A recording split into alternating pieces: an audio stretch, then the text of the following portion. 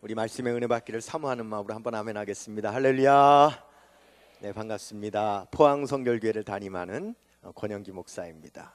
오늘 우리 원천교회에 귀한 강단 선교원 신예배 초청해 주셔서 하나님의 말씀을 전할 수 있는 귀한 기회를 얻게 되었습니다. 우리 장로님께서 소개해 주신 대로 원천교회는 바로 제 아내의 모교회, 그리고 여전히 저희 장인 장모님 그리고 저희 처가의 식구들이 다 섬기는 그런 교회입니다. 제가 제 아내를 20살에 서울신학대학교 신학과 동기생으로 만났어요. 그래서 신학대학 1학년 때부터 이렇게 제 아내를 알고 지내면서 제 아내와 결혼을 하게 되었습니다. 결혼을 할 때 보니까 저는 서울의 구파발에 있는 동북 성결교회가 초등학교 때부터 늘 다녔던 모교회인데, 저희 모교회 목사님과 원천교회 문영철 목사님께서 처남 매부지간이시더라고요. 그러니까 저희 모교회 목사님께서 바로 우리 문영철 목사님 사모님과 남매지간이신 거죠. 결혼할 때 제가 바로 이 자리 원천교회에서 결혼식을 하였고, 문영철 목사님께서 주례를, 그리고 저희 모교회 목사님께서 축도를 해주심으로 함께 그렇게 결혼식을 하게 됐습니다. 그러므로 저에게도 모교회나 다름없는 바로 그런 원천교회입니다. 제가 28살에 강원도 평창군 대관령면 하늘 아래 첫 동네 해발 800고지 위에 대한민국에서 가장 높은 곳에 있는 그 교회에 부교육자 전담 전도사로 서울을 떠나 처음 강원도를 가게 됐습니다. 처음에는 그곳에서 몇 년 부교육자 생활을 하다가 목사 안수를 받으면 다시 고향인 서울로 올라오게 되겠지라고 하는 마음으로 가게 되었는데, 쉽게 그렇게 되지는 않았습니다. 그 교회에서 2년 동안 전담 전도사 사역을 하고, 제가 29살 되던 해 12월에 개척교회의 담임 목회자로 청빙을 받아 가게 된 겁니다.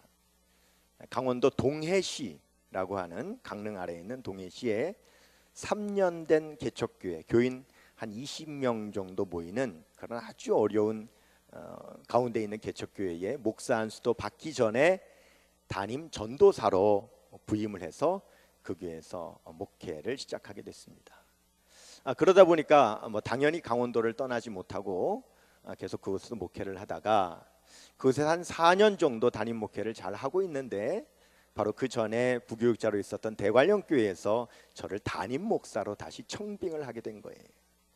그래서 다시 대관령교회 전도사로 있었던 그 교회에 이번에는 담임 목사로 부임해서 만 8년 동안 담임 목회를 하다가, 또 강원도 속초에 있는 속초교회에서 또 저를 담임 목사로 청빙을 해서 속초교회에서 만 7년 동안 또 목회를 했습니다. 그래서 만 20년 동안을 강원도에서 목회를 하다가 속초시 기독교연합회장, 저희 교단의 강원동지방회장을 역임을 하고, 올해 경상북도 포항시에 있는 포항성결교회 또 담임 목사로 청빙을 받아 지금 간지 석 달 됐습니다. 그래서 오늘 주일 낮 예배를 인도하고 우리 문강원 목사님의 또 초청을 받아서 불이 나게 KTX를 타고 올라와서 오늘 이렇게 여러분들에게 말씀을 전하게 되었습니다. 지난 20년 강원도 대관령 땅에 처음 발을 딛게 됐을 때는 12월이었는데요.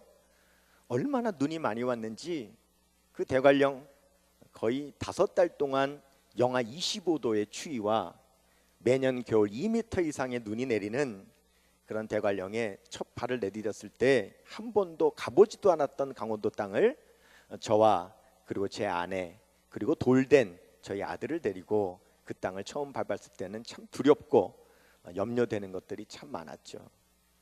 그런데 지난 20년을 돌아보니까 강원도에서 지난 20년 목회하는 내내 정말 여러분, 제가 그냥 오늘 원천교회 왔기 때문에 드리는 말씀이 아니라 진정으로 바로 그 20년을 잘 견디고 이기고 승리할 수 있었던 비결 가운데 하나는 바로 아내의 모교회, 그리고 더불어 저의 모교회와 같은 우리 원천교회에 그 사랑이 있었기 때문에 가능했습니다. 문영철 목사님과 또 문광원 목사님, 그리고 우리 원천교회의 우리 재직들께서 제가 강원도에 있는 목회하는 곳마다 항상 찾아와 주셨어요. 김정순 사모가 남편과 함께 강원도로 내려갔다. 그것도 담임 목회자도 아니고 처음에 부교육자 전도사였는데 문혁철 목사님, 사모님, 문강호 목사님, 또 그 당시에 뭐 부교육자분들, 또 재직분들이 다 찾아오셨어요. 오셔서 격려하고 기도해 주시고, 그리고 조금 있다가 저 동해시의 작은 개척교회에 개척교회 목회를 하러 갔다라고 하는 소식을 듣고도 세상에 바로 여기서부터 바로 그 동해시까지도 찾아와 주셨어요. 또 그러다가 또 이번에 대관령에 또 담임 목사로 부임하게 되었다 하실 때도 또 거기까지 다 찾아와 주시고, 또 속초에서 목회한다 할 때에도 속초까지도 찾아와 주시고, 그리고 이제 포항에서 목회한다 하니까 아마 포항까지도 찾아와 주실 줄로 믿습니다. 특별히 동해에서 개척교회 목회할 때는 우리 원천교회 남녀전도회에서 일부러 우리 남녀전도 회원들이 찾아오셨어요.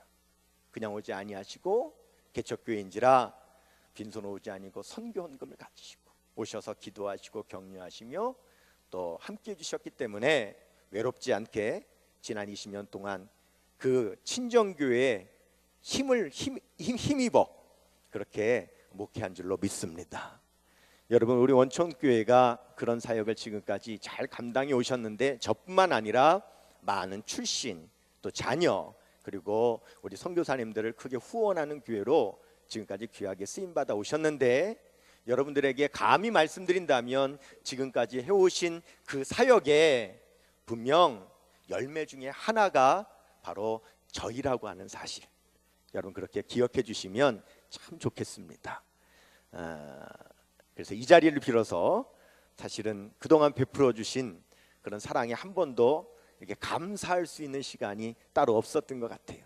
오늘 공식적으로 저를 강단에 청해 주셨으니까 이 자리를 빌어서 출신 자녀 목회자의 지금까지의 목회의 길을 기도로 후원해 주시고 물질로 후원해 주시고 사랑으로 함께 격려해 주셨던 그 모든 사랑, 우리 문영철 원로 목사님, 또 사모님, 또 문강원 담임 목사님, 그리고 모든 재직분들에게 이 자리를 빌어서 제가 공식적으로 감사 인사를 한번 드리도록 하겠습니다. 네, 감사합니다.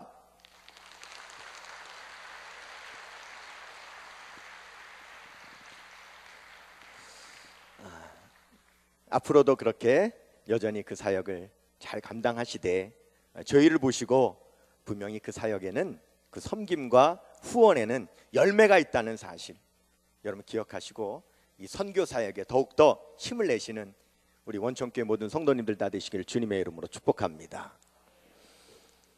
제가 짧은 기간이지만 20년 동안 목회를 하면서 하나님께서 저에게 깨닫게 주신 것이 있다면 그것은 바로 로마서 8장 28절입니다. 로마서 8장 28절은 이렇게 시작하지요. 우리가 알거니와, 우리가 안다 그랬습니다. 우리가 안다는 것은 뭐냐? 상식이라는 거예요. 그리스도인이라면 상식적으로 알고 있어야 되는 말씀이라는 거예요. 뭘요? 하나님을 사랑하는 자. 여러분에게 한번 물어보겠습니다. 하나님 사랑하세요? 네. 그의 뜻대로 부르심을 입은 자, 하나님께서 저와 여러분을 불러주신 줄로 믿으십니까?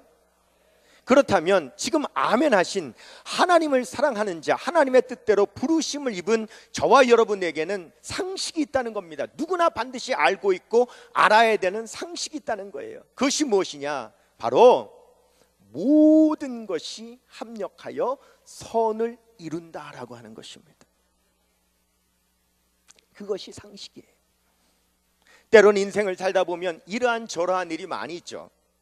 전도서 3장에 보면 범사에 기한이 있고 천하 만사가 다 때가 있다고 말씀하시면서 2절부터 8절까지 날 때가 있고 죽을 때가 있고 던질 때가 있고 심을 때가 있고 안을 때가 있고 버릴 때가 있고 찢을 때가 있고 꿰맬 때가 있고 기뻐할 때가 있고 슬퍼할 때가 있고 춤출 때가 있고 울 때가 있고 무려 18가지의 때가 있다고 말씀하세요. 근데 그 때들을 보면 그 때들은요, 좋은 일도 있지만 나쁜 일도 있어요. 기쁜 일도 있지만 슬픈 일도 있어요. 성공하는 일도 있지만 실패하는 일도 있어요. 얻는 일도 있지만 잃는 일도 있어요. 우리의 삶이라고 하는 것은 한결같지 않고 인생을 살면 살수록 인생에는 수많은 때들이 오는데 우리의 삶 속에 기억하고 싶은 일도 있지만 기억하기 싫은 일도 있고 생각하면 생각할수록 웃음이 나는 일도 있지만 생각하면 생각할수록 눈물이 나는 일도 있다는 거예요. 그런데 우리의 삶의 그 모든 일들은 다 무엇이 상식이냐? 우리가 알거니와 하나님을 사랑하는 자, 그의 뜻대로 부르심을 입은 자들에게는 그 모든 것이 합력하여서 무엇을 이루느니라? 선을 이루느니라 라고 말씀하시는 거예요. 그러므로 우리는 이러한 상식을 갖고 있는 것이죠. 우리가 하나님을 사랑하기 때문에, 하나님의 뜻대로 부르심을 입었기 때문에 하나님은 우리의 인생을 내버려 두지 아니하시고 우리의 삶에 좋은 것이 있던 싫던 것이 있던 그 모든 것을 다 합쳐서 하나님의 영광을 위한 선을 이루어 주신다. 그런 확신을 가지고 살아가야 된다는 것이죠. 그것이 오늘 여러분과 함께 나눌 말씀의 제목인 치유적 해석 능력이라고 하는 것입니다. 한번 따라하겠습니다. 치유적 해석 능력. 창세기 50장에 보면 여러분, 요셉이요, 야곱의 11번째 아들로 태어나서 자색 옷을 입으며 또한 아버지의 사랑을 받고 잘 성장하다가 그 형들의 질투와 미움을 받고 애굽의 노예로 팔려가게 됩니다. 한번 생각해 보세요. 다른 사람도 아니고 바로 형제들에 의해서 노예로 팔려가게 되었다는 사실은 그 요셉에게는 엄청난 상처요, 엄청난 분노요. 그 형제들이 원수 같았을 거예요. 그런데 그 요셉은 하나님을 믿고 의지하는 그 믿음을 잃어버리지 아니하고 그곳에서 여러분 믿음으로 성장하여 애굽의 총리 대신까지 되죠. 그랬을 때에 애굽과 그 고대 근동 지역에서 일어난 가뭄으로 인하여서 어려움을 당하게 되었을 때에 바로 그의 가족인 야곱의 가족들도 어려움을 당하게 되었고 그 어려움으로 인하여서 식량을 구하기 위하여 그의 형제들이 애굽으로 식량을 구하러 왔을 때에 그 요셉은 바로 헤어졌던 자기의 형제들을 목도하게 되죠. 만나게 되죠. 그 마음 가운데 얼마나 복잡한 감정들이 일어나게 되었겠습니까? 별의별 생각들이 많이 일어나게 됩니다. 하지만 요셉은 바로 자기의 가족 형제들을 사랑으로 품고 그들을 다 애굽의 고센 땅으로 내려오게 하여 그곳에서 정착하여 모든 가뭄의 어려움들을 다 극복하며 가족들의 생명들을 다 구원해내게 됩니다. 그래서 이 야곱의 가족들이 애굽 땅에 잘 정착을 하게 되었는데 문제는 창세기 49장에 가서 야곱이 세상을 떠나게 됩니다. 그때 그의 10형제들이 걱정을 하기 시작하죠. 우리가 누구냐? 이 애굽의 총리 되시는 바로 11번째 동생을 우리가 직접 노예로 팔았던 그 장본인들이 아니냐. 아버지가 있었기 때문에 지금까지는 요셉이 참고 견딜 수 있었을지 몰라도 이제 아버지가 돌아가셨으니 분명히 우리를 향하여 원수 갚으리라. 너무나도 두렵고 떨리는 마음에 그들이 자진하여서 동생 요셉의 앞에 엎드려 빕니다. 우리를 용서해달라. 그때 요셉이 그 형들을 향하여 이렇게 이야기하죠.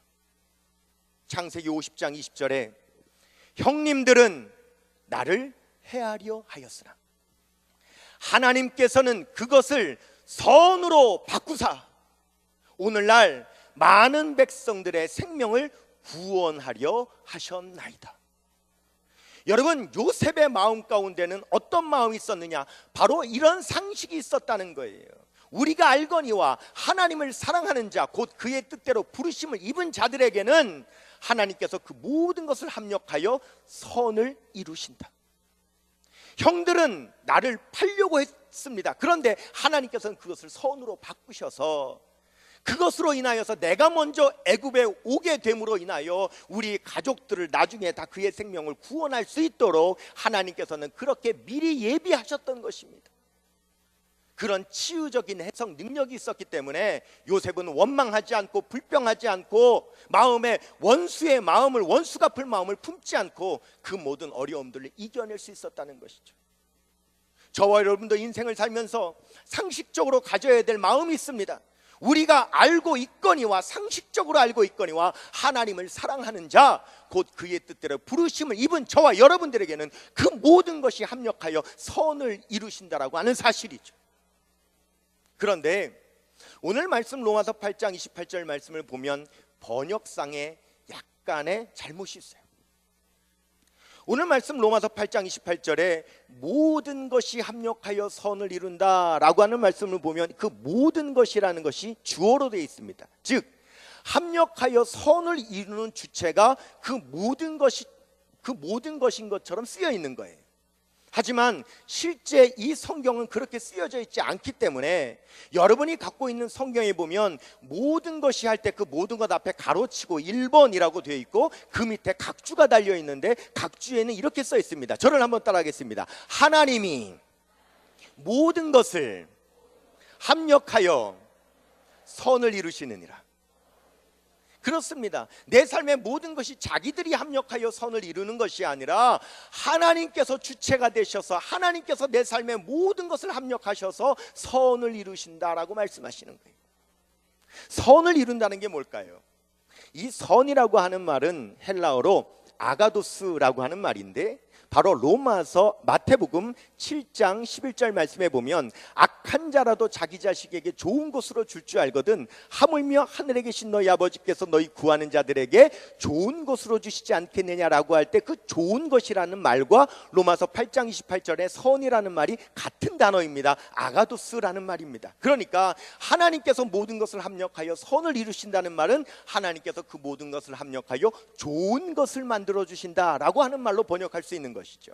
그런데 성경에 보면 이 좋은 것이라는 말이 헬라어로 두 단어로 나누어져 있는데 하나님께서 만들어 주시는 좋은 것은 헬라어 아가도스라고 하는 말을 사용하고 사람이 만들어내는 좋은 것이라고 하는 표현을 할 때는 반드시 칼로스라고 하는 단어를 사용합니다. 그런데 오늘 말씀해 보면 바로 선을 이루신다고 할 때 그 선은 아가도스이기에 그 선이 되는 좋은 것이 되도록 만들어주시는 주체는 바로 우리 자신이 아니라 하나님께서 그렇게 해주신다라고 하는 거예요. 그러므로 우리는 우리의 삶의 모든 것이 합쳐져서 좋은 것이 되려면 우리의 삶의 모든 것을 하나님 앞에 맡겨야 될 줄로 믿습니다. 하나님께서 받아주시고 하나님께서 인도해 주시고 하나님께서 이루어 주셔야만 반드시 선한 것, 좋은 것이 될 수 있다는 말씀인 거죠.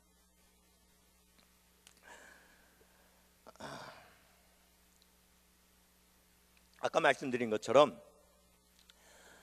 제가 대관령교회에서 전담 전도사를 하고 있을 때 제 마음 가운데 어떤 마음이 불일 듯 일어났냐면 교회를 개척하고 싶은 마음이 참 일어났어요. 그래서 당시 대관령은 산꼭대기 해발 800m 산꼭대기 고지에 있고 아흔아홉 굽이 그 옛날 그 산길을 대관령 그 옛길을 타고 내려가면 저 아래 강릉시가 있습니다. 근데 제 마음 가운데 그 강릉시에서 교회를 개척해야 되겠다고 하는 마음이 너무 불현듯 일어나서 새벽 예배를 마치면 담임 목사님에게 목사님 제가 교회를 개척하고 싶은데 좀 교회의 자리를 좀 찾아봐야 되겠습니다 라고 먼저 말씀을 드리고 허락을 받고 9시에 출근하기 전까지 매일 아침 강릉을 내려가서 강릉 시내를 돌아다녔어요. 어디 개척할 만한 곳이 없을까라고 한참을 돌아다니고 있을 그때에 담임 목사님 한번 저를 부르시더니 건조도사 교회 개척하고 싶지? 아, 네, 교회 개척하고 싶습니다. 그런데 말이야 우리 지방회에서 여러분 우리 장로교로 따지면 노회입니다. 그런데 저희 성결교회는 지방회라고 해요. 저희 강원 동지방에서 지방회에서 개척 자금을 모아서 3년 전에 개척한 교회가 있다는 거예요. 저 강원도 동해시에. 그런데 그 교회가 개척된 지 3년 됐고 교인들이 한 20명 정도 있는데 그 교회가 1억 4천만 원을 들여서 조립식으로 예배당을 졌습니다.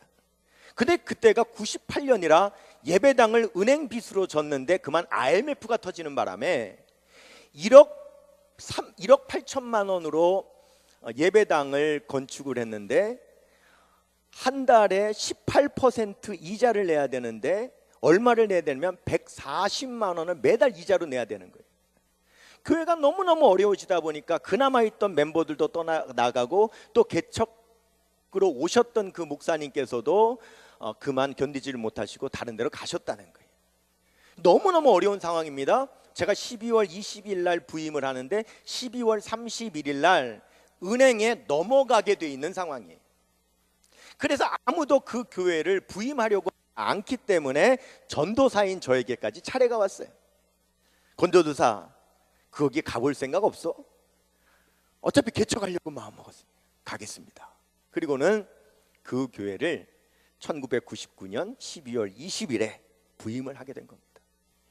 처음에 갔더니요, 예배당이 이렇게 두 줄 있어요. 이렇게 한 줄, 이렇게 한 줄 있는데 5명 앉을 수 있는 의자 10개, 이쪽에도 5명 앉을 수 있는 의자 10개, 합치면 한 100명 정도 앉을 수 있는 예배당이에요.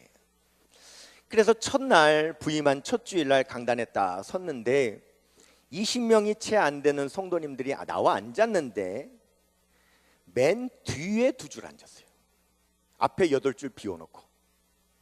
얼마나 제 마음에 자리가 훤한지 좀 성도님들 앞으로 좀 나와세요. 앞으로 좀 나와 앉으세요. 아무리 해도 나와 앉지를 않아요. 얼마나 제 마음이 답답한지요. 첫 주 예배를 드리고 다음 주일날 어떻게 했냐면 뒤에 의자 5개를 못 앉게 붙여버렸어요. 그리고 5번째부터 써붙였어요. 앞자리가 좋습니다 하고 써붙였더니 세상에 5번째 두 줄 앉는 거 있죠. 너무너무 교회는 어렵고 힘들고 허전해요. 여러분, 그 교회가 한 달 내내 헌금이 80만 원이 들어와요. 80만 원이 헌금이 들어오면 그걸 그대로 모아서 재정집사님이 저의 사례로 80만 원을 주세요. 그런데 그 달에 이자로 나가야 되는 돈이 140만 원이에요. 그러면 그 80만 원을 그대로 받은 그대로 거기다가 60만 원을 보태가지고 건축 헌금으로 내야 그달 이자를 내는 거예요.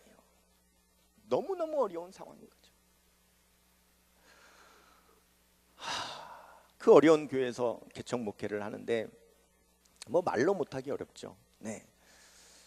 그런데 한 번은 성경을 묵상하는데 창세기 30장을 보게 됐어요. 야곱이 삼촌 라반의 집에서 일을 하는데 라반 삼촌이 야곱아, 언제까지 네가 우리 집에서 공짜로 일하겠냐? 이제 좀 품삯을 정해야 되지 않겠냐? 그랬더니 아이고 좋죠. 그럼 어떻게 품삯을 정하면 좋겠냐? 야곱이 삼촌, 제가 삼촌의 양을 치는데 흰 양도 있고 얼룩얼룩한 양도 있는데 새끼를 낳았을 때 얼룩얼룩한 양이 나오면 그것은 값싼 양이니까 저를 주시고 흰 양이 나오면 비싼 양이니까 그것은 삼촌이 가지세요. 그렇게 우리가 품삯을 나누면 좀 어떻겠어요? 그랬더니 그래 괜찮다. 그래서 품삯을 정하게 된 거예요.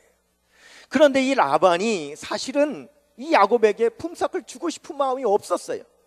그래서 양을 맡기는데 좀 얼룩얼룩한 양이 있어야 교배를 해서 얼룩얼룩한 양이 나올 텐데 이 야곱에게는 무조건 흰 양만 주고 얼룩얼룩한 양은 한 마리도 안 주고 자기 아들들에게 주고 사흘길을 떨어뜨려서 격리를 시켜놓습니다. 그러니까 야곱은 흰 양만 있는 거죠. 그러니까 흰 양끼리 교배하니까 태어날 때도 흰 양만 태어난단 말이죠. 자기의 품삯이 하나도 없는 거예요. 그럴 때에 야곱이 포기하지 않고 절망하지 않고 그 흰 양끼리 물을 마시며 교배할 때에 신풍나무 껍질을 얼기설기 벗겨서 얼룩 무늬로 만들고는 이 흰 양들이 물을 마시며 교배할 때 그 앞에다가 이렇게 세워놓고 하나님 앞에 기도하는 거죠. 하나님, 지금 제 눈앞에 교배하는 것은 흰 양이지만 태어날 때는 요 신풍나무 껍데기처럼 얼룩얼룩한 양이 태어나게 하여 주시옵소서. 그렇게 기도하는 거죠. 여러분, 제가 그 성경 말씀을 이렇게 묵상하는데 야곱이요, 사실 그때 이런 찬양을 불렀을 것 같더라고요.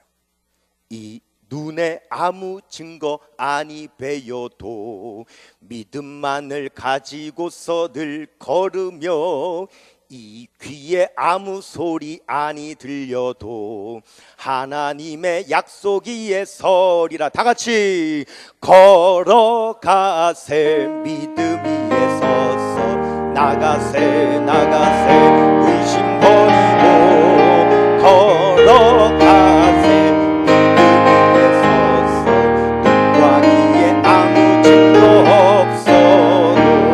할렐루야. 그랬더니 정말 놀랍게도 흰양끼리 교배를 했는데 태어난 것은 그가 바라본 대로 신풍나무 얼기설기 한 그 모양 그대로 얼룩얼룩한 양이 나온 거죠. 바로 이것이구나. 히브리서 11장 1절에 믿음은 바라는 것들의 실상이요 보지 못하는 것들의 증거라 말씀하셨고, 11장 6절에 믿음이 없이는 하나님을 기쁘시게 못하나니 하나님께 나아가는 자는 반드시 그가 살아 계신 것과 자기를 찾는 자들에게 상 주시는 이심을 믿어야 할지니라.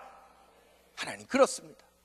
지금 우리 교회는 비록 성도들이 별로 없고 자리가 훤하지만 하나님 한 번만 우리 성도님들이 가득 차 있는 모습 한번 보여주시면 하나님 제가 사진으로 찍어가지고 그 사진을 강단 위에다 붙여놓고 야곱처럼 하나님 바로 요겁니다 바로 요겁니다 신풍나무 껍질을 앞에 붙여놓은 것처럼 하나님 그렇게 기도해서 우리 교회도 야곱처럼 그렇게 하는 붕대는 역사가 일어나게 해주세요 하고 하나님 앞에 기도를 했어요.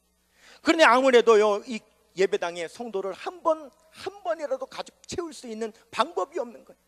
하나님 어떻게 하면 좋겠습니까 하고 기도하는데 성령께서 감동을 주시는데 이런 감동을 주시는 거예요. 권 목사야, 전도잔치를 한번 열어라. 동네 사람들 초청하는 전도잔치를 여는데 요즘 사람들이 잘 안 오니까 유명한 강사를 한번 부르면, 유명한 사람을 부르면 사람들이 그 사람 때문에 오지 않겠냐. 그러면 그때 사진 찍어가지고 붙여놓고 바로 요겁니다 바로 요겁니다 기도해라, 이런 감동을 주시는 거예요. 그런데 교인 20명도 채 안 모이고, 그리고 또 서울에서부터 그 멀리 떨어진 동해시 강릉 아래 그 삼척 가까운 동해시에 어떻게 그 유명한 강사를 부르겠어요. 하나님 어떻게 하면 좋겠습니까 하고 기도하는데 하나님께서 신비하게 연결해 주셔서 역사해 주시는데요, 세상에 너무너무 유명하신 분이 묻지도 따지지도 않고 그 동해에 있는 개척한 교회까지 서울에서부터 와서 3일 동안 전도 집회를 해주시겠다고 그러는 거예요. 그분이 누구냐면 1970년 80년대 우리나라 최고 인기 가수였는데 나중에 목사님이 되신 분이라는 거예요. 여러분 잘 모르실 것 같은데 그분이요 이런 노래를 불러서 히트를 치셨어요. 내가 왜 이럴까 오지 않을 사람을 어디선 가웃으면서 와줄 것만 같은데 윤한기 목사님을 모셨습니다. 그리고는 그분이 개척교회 3일 동안 전도 집회를 하러 와주시겠다고 하는 거예요. 그래가지고는 준비를 했어요. 동네에다가 현수막을 걸고 포스터를 찍어서 붙이고 초청장을 만들어서 뿌렸습니다. 열심히 전도를 했어요. 그리고는 드디어 당일이 됐습니다. 월요일 저녁부터 전도 집회가 시작되는데 월요일 새벽에 강대상에서 오늘부터 전도 집회가 시작됩니다. 역사여 주시옵소서 하고 간절히 기도하는데 갑자기 그때 이제 갓 30 된 이 초년병 개척교회 목사에게 갑자기 의심이 물밀듯이 밀려오기 시작하는데 아무래도 사람들이 안 올 것 같은 거예요. 아무래도 안 올 것 같아요.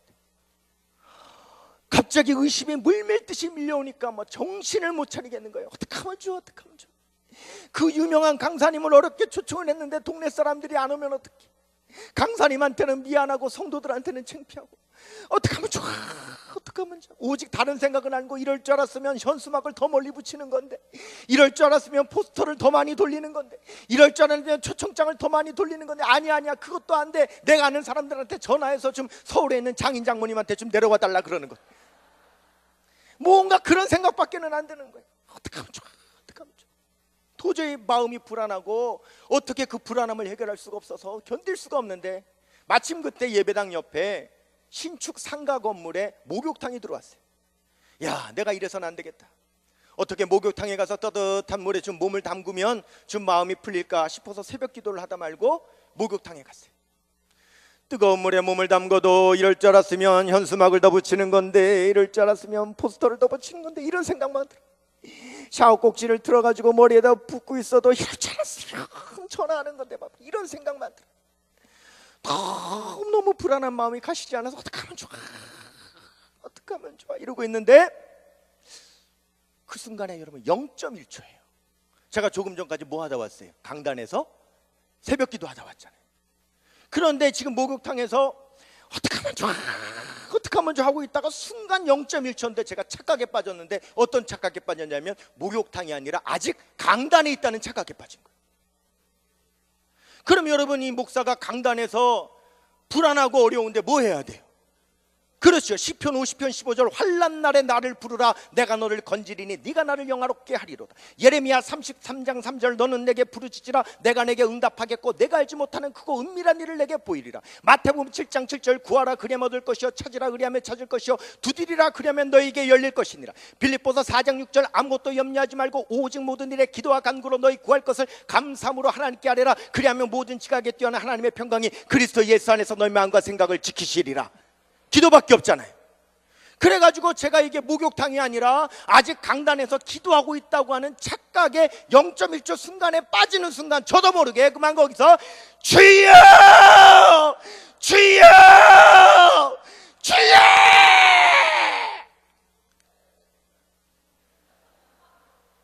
하고 소리를 3번 질렀는데 뭔가 이상한 거예요. 우리 예배당이 이렇게 안 울렸는데 갑자기 우리 예배당이 너무 울리는 거여서 순간 앞불싸고 정신을 차리고 눈을 떠보니, 아이고 이게 웬걸, 예배당이 아니라 목욕탕. 놀라가지고 주변을 찾아봤더니 세상에 옆에서 목욕하던 사람들이 더 놀랐어. 다 저를 쳐다보고 있는데, 야, 그 순간이요, 세상에 이 사람들이 집에 가서 이럴 것 같은 거야. 야, 너 절대 동신교회 가지 마라, 거기 목사 미쳤다, 목욕탕에서 죽여 그런다, 뭐 이럴 것 같은 거야. 얼마나 미안하고 창피한지 견딜 수가 없어가지고 죄송합니다, 죄송합니다 이러고는 목욕탕 문을 열고 탈의실로 빠져나오는데, 여러분요, 탕에서 탈의실로 나오는 그 순간 하나님께서 이 30살 된 이 개척교회의 어린 목사에게 너무 못 믿고 있으니까, 너무 불안해하니까 하나님께서 너무 안타까우셔가지고 바로 그 자리에서 응답을 주시는데요. 얼마나 제가 못 믿고 불안했으면, 영기야 좀 믿어라 라고 하시면서 하나님께서 저에게 보여주시는데, 세상에 하나님께서 직접 글씨를 쓰셔가지고 하나님의 글씨가 그 탈의실에 제 눈앞에 선명하게 다 나타나 있는데, 하나님께서 이렇게 쓰신 거예요. 맡기지 않은 것은 책임지지 않습니다, 주인 백, 이렇게 쓰신 거예요.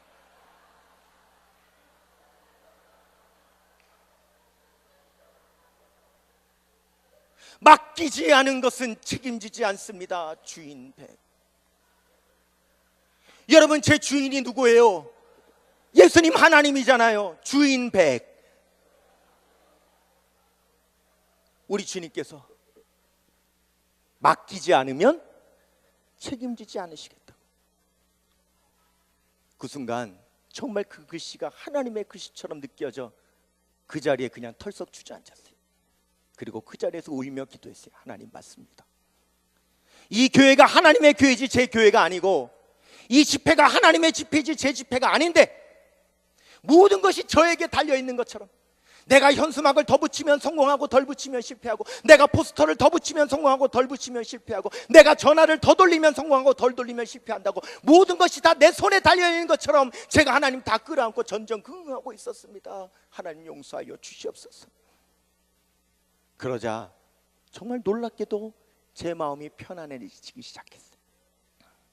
그리고는 하나님 앞에 다 맡겨드리고 그날 하루 종일 편안한 마음으로 저녁까지 기다려 그날 저녁부터 3일 동안 집회가 시작됐는데, 어떻게 됐을까요? 동네 사람들이 자리를 꽉 메워. 정말 그날 예배당에 사람들이 꽉 찼는데 제가 사진을 찍어놓고 강단에 붙여놓고 예배 시간마다 하나님 요겁니다, 하나님 요겁니다. 그 교회에서 제가 만 4년을 목회했는데 3년 지나니까 교인이 120명으로 부흥하는 거예요. 1억 4천만의 빚을 다 갚고 예배당을 증축하고 땅을 사고, 처음에는 사택이 예배당 안에 컨테이너 박스 안에서 살았는데 옆에 아파트를 사택으로 얻고, 그 4년 짧은 시간 동안 상상할 수도 없는 하나님의 놀라운 기적과 부흥을 일으켜 주셨던 겁니다. 그렇습니다. 그리스도인에게는 상식이 있어요. 우리가 하나님을 사랑한다면, 하나님의 뜻대로 부르심을 입었다면 하나님께서는 우리의 삶의 모든 것을 합력하여 반드시 좋은 것을 이루어 주신다라고 하는 사실입니다. 여러분이 지금 어떤 상황 가운데 있어요? 때로는 우리의 삶엔 좋은 것도 있지만 나쁜 것도 있습니다. 성공하는 것도 있지만 실패하는 것도 있습니다. 자랑스러운 것도 있지만 부끄러운 것도 있습니다. 그 모든 것 내가 움켜잡고 있지 말고 하나님 앞에 맡기면 하나님께서 선으로 바꾸어 주시는 그런 그리스도인의 참 상식의 축복의 삶을 살아가는 우리 원천교회 사랑하는 성도님들 되시기를 주님의 이름으로 축복합니다. 시편 37편 5절 말씀에 내 길을 여호와께 맡기라. 그를 의지하면 그가 이루시고 그가 의를 빛같이 공의를 정오의 햇빛같이 하시리로다. 시편 55편 22절 내 짐을 여호와께 맡기라. 의인의 요동함을 영원히 허락하지 아니하시리라. 잠언 16장 3절 내 행사를 여호와께 맡기라. 그리하면 내가 경영하는 것이 이루어지리라. 로마서 12장 19절 원수 갚는 것을 주께 맡기라. 주께서 친히 갚으시리라고 말씀하시느니라. 베드로전서 5장 7절 내 염려를 주께 맡기라. 주께서 돌보심이니라. 한번 따라하겠습니다. 내 길을 여호와께 맡기라. 내 짐을 여호와께 맡기라. 내 행사를 여호와께 맡기라. 원수 갚는 것을 여호와께 맡기라. 내 염려를 주께 맡기라. 여러분의 모든 것 여러분이 움켜잡고 있지 마시고 우리 주님의 손에 맡겨드렸을 때에